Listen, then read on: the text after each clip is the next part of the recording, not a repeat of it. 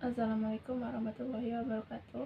Perkenalkan, saya Anjir Susanti dari Prodi Akuntansi kelas reguler plus akan menyampaikan artikel dari mata kuliah Etika Bisnis tentang kasus korupsi Edi Widiono, mantan Direktur Utama PLN, yang dilatar belakangi sebagai berikut. Membahas korupsi perusahaan BUMN yang rasanya belum lengkap jika tidak membahas PLN. Sejak awal 2000-an, sudah ada 3 direktur utama PLN yang diringkus akibat korupsi, terutama yaitu Edi Widiono. Sudah bebas, dan sekarang sudah bebas ya, Nur Pramuji dan Sofyan Basir. Tapi kita akan terfokus kepada Edi Widiono ya. Edi dihukum karena korupsi proyek rencana untuk sistem informasi, Nur Pramuji akibat korupsi pengadaan bahan bakar minyak, high speed diesel, dan terakhir Sofyan Basir sedang disidang akibat kasus suap PLTU. Edi mengklaim apa yang telah diperbuatnya adalah perbuatan yang menguntungkan negara karena hingga 2011 pekerjaan yang dilakukan itu masih dinikmati oleh PLN. Sebenarnya apa yang dilakukan Edi sampai dirinya divonis 5 tahun? Berikut ini kronologisnya. Terdakwa mengundang Gani Abdul Ghani, Direktur Utama PT Netway Utama untuk presentasi atas penawaran PT Netway untuk mengadakan proyek Customer Information System rencana untuk induk sistem informasi atau bisa disingkat CIS-RISI di PLN Disjaya Tangerang.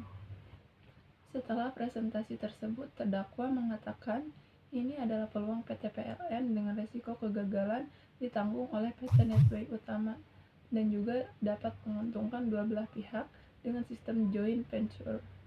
Terdapat mengirim surat kepada General Manager PLN meminta PLN melanjutkan proses dengan PT Netway Utama. Terdakwa meminta CIS-RISI yang ditawarkan Netway segera dilaksanakan secepat mungkin.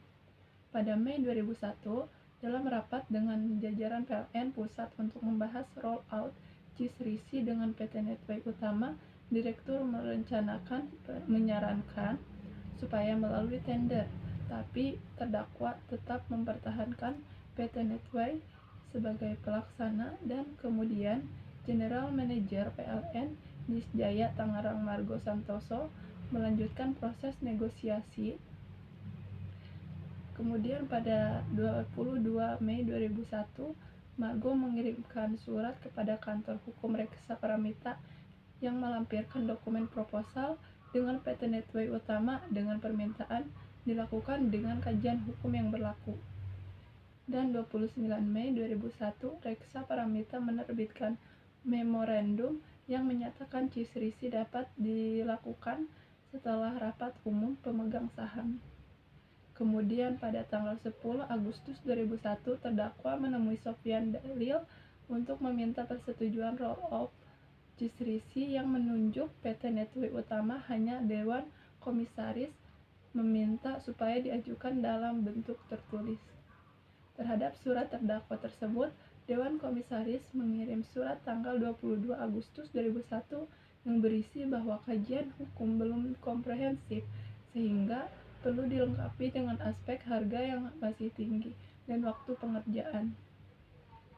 Kemudian tanggal 11 September 2001, terdakwa kembali mengirimkan surat ke Dewan Komisaris yang isinya pemilik intelektual atas aplikasi CIS-RISI atas PT Netway Utama dan menunjukkan langsung telah berdasarkan keputusan direksi, padahal waktu itu belum ada kajian hukum dan CIS yang kata terdakwa PT Netway Utama belum terdaftar di Dirjen Haki. Dan 11 November 2001, terdakwa mengirimkan surat sebagai jawaban Dewan Komisaris. Terdakwa mengatakan bahwa proyek rollout CIS-RISI yang paling memungkinkan saat itu dan menunjukkan langsung telah usai. Kemudian Margo membuat tim negosiasi dan reevaluasi tim tersebut sejak 1 Januari 2002. melakukan pertemuan dengan Gani yang biayanya ditanggung PT Netway Utama. Margo membentuk tim penunjukan langsung tanggal 17 Februari 2003 yang isinya pemerintahkan tim menunjukkan langsung membuat perencanaan.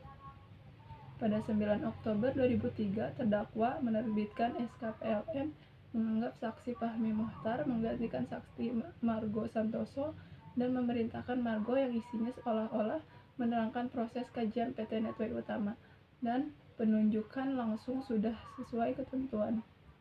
Kemudian 14 Oktober 2003, terdakwa kembali mengajukan izin prinsip kepada Dewan Komisaris PLN untuk menunjukkan langsung dengan anggaran tahun 2004 sebesar 100 miliar. Tapi Dewan Komisaris pada tanggal 7 November 2003 memberi jawaban bahwa Dewan Komisaris belum memberi persetujuan dengan harga yang diajukan terdakwa. Saksi Sunggu Aritonang dengan sepengetahuan terdakwa meminta Dirut PLN 2008 sampai 2009 Fahmi Mohtar melakukan negosiasi ulang dengan PT Netway Utama. Kemudian pada tanggal 12 November 2003, Gani menyetujui penurunan harga dari 142 miliar menjadi 137 miliar. Dan pada 26 Maret 2004, terdakwa menerbitkan surat kuasa khusus. Berdasarkan surat kuasa tersebut, Fahmi dan Gani menandatangani surat kerjasama dengan jangka waktu pelaksanaan 20 bulan, padahal perjanjian bekerjasama tersebut tidak berdasarkan persetujuan pemegang saham. Perbuatan terdakwa yang menyetujui menunjukkan langsung tidak sesuai dengan keputusan direksi. Teori pendukung untuk menyelesaikan masalah yaitu mantan Direktur Utama PLN Edi Widiono dijatuhi hukuman 5 tahun penjara.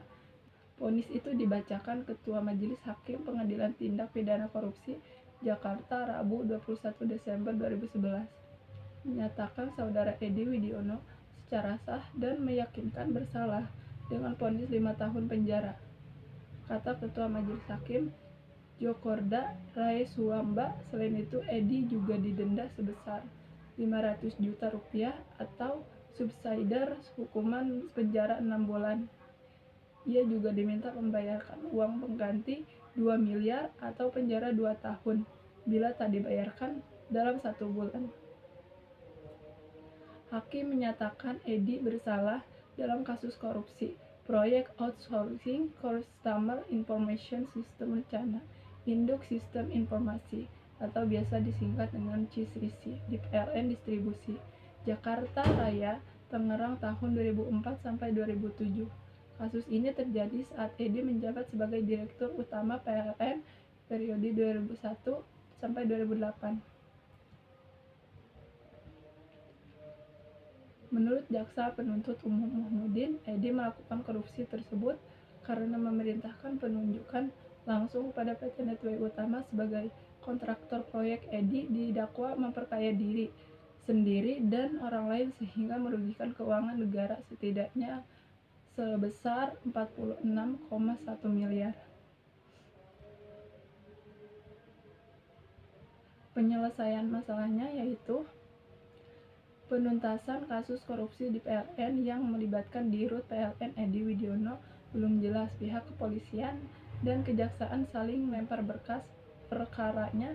Ketua Komisi Pemberantasan Korupsi atau KPK Taufik Rahman Ruki pun meminta agar kedua instansi tersebut duduk bersama membicarakan penyelesaiannya. Coba diselesaikan ketidakcocokannya apa dan di mana antara penyidik dan jaksa. Jangan dijadikan wacana polemik karena bisa merembet sampai bawah, kata Ruki di Gedung Krida Bakti Jalan Veteran 3 Jakarta Pusat Jumat 22 bulan 9 2006.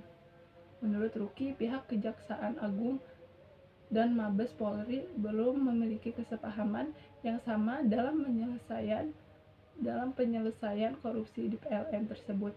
Sebagai sesama profesional harus bisa bicara secara profesional juga, ujarnya singkat. Edi Widiono ditetapkan sebagai tersangka kasus korupsi pengadaan mesin PLTG borang yang merugikan negara sebesar 125 miliar.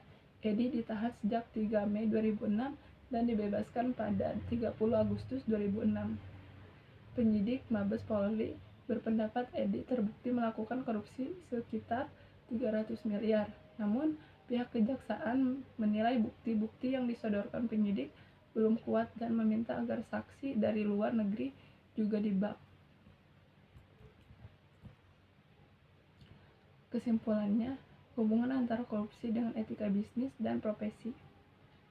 Praktek korupsi yang banyak terjadi merupakan salah satu dari pelanggaran etika bisnis.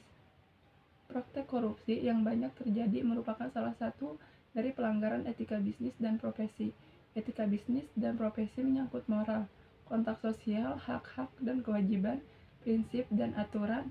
Jika aturan secara umum mengenai etika mengatakan bahwa praktik korupsi adalah tindakan tidak bermoral dan tidak beretika, maka setiap insan bisnis atau profesi yang tidak berlaku jujur, baik itu pelanggan, kreditur, pemegang usaha maupun pesaing dan masyarakat, maka ia dikatakan tidak etis dan tidak bermoral.